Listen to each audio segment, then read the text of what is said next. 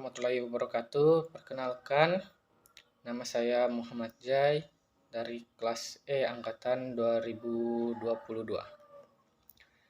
Kali ini saya akan menjelaskan 3 materi, yaitu 1. Penegakan hukum dalam Pancasila, 2. Pembangunan hukum dalam Pancasila, 3. Budaya hukum dalam Pancasila.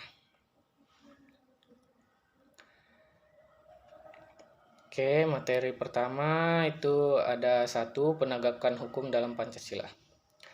Pancasila, pedoman serta filsafat hidup untuk petunjuk bagi kehidupan bangsa dan bernegara. Seperti sebuah pemerintahan yang dibuat dengan adanya penegakan hukum yang bertujuan untuk membentuk dan membangun kesadaran moral pada masyarakat untuk bertujuan untuk mengimplementasikan dalam Pancasila. Dari adanya nilai Pancasila dapat mengarahkan para penegak hukum dengan baik.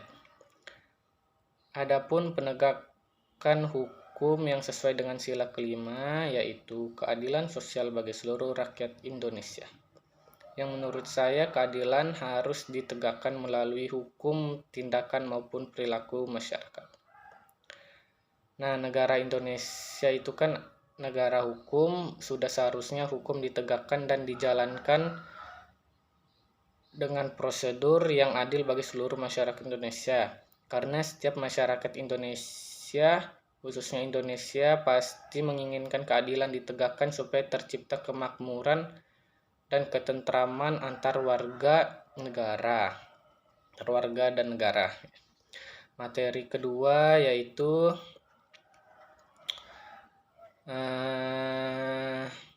pembangunan hukum dalam Pancasila. Pancasila sebagai paradigma pembangunan hukum harus memiliki arti bahwa segala aspek pembangunan hukum harus dilandaskan oleh nilai-nilai Pancasila. Oleh karena itu, pembangunan hukum dalam Pancasila dapat meningkatkan harkat dan martabat manusia yang meliputi aspek rohani, jasmani, ketuhanan, individu, dan sosial.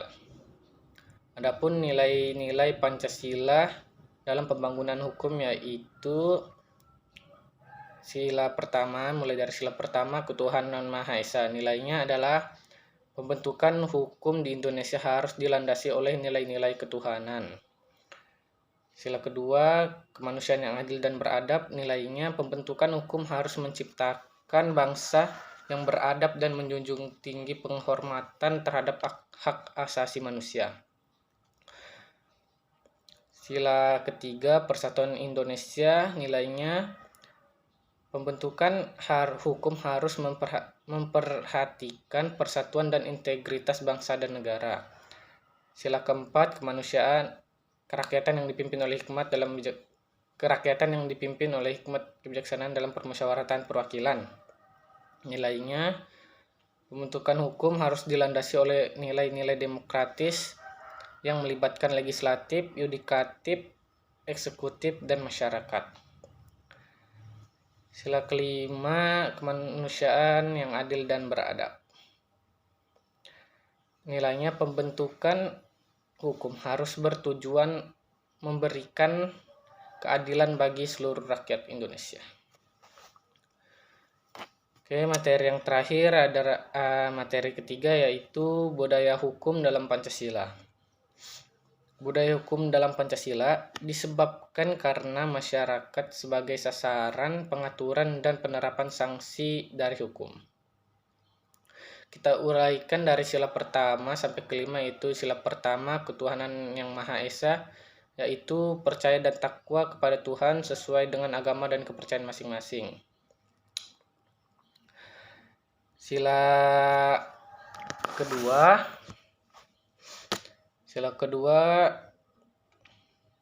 kemanusiaan yang adil dan beradab, yaitu mengakui persamaan derajat, hak, kewajiban, serta menjunjung tinggi nilai kemanusiaan. Sila ketiga, persatuan Indonesia, menunjukkan rasa cinta tanah air serta mengutamakan persatuan dan kesatuan. Sila keempat, kerakyatan yang dipimpin oleh hikmat dalam kebijaksanaan permusyawaratan perwakilan, yaitu menghormati aspirasi dan kepentingan rakyat dalam politik. Yang terakhir, sila kelima, kemanusiaan yang adil dan beradab, yaitu suka memberi pertolongan dan menjauhi sikap pemerasan terhadap orang lain. Sekian materi yang bisa saya sampaikan. Saya Muhammad Jai. Wassalamualaikum warahmatullahi wabarakatuh.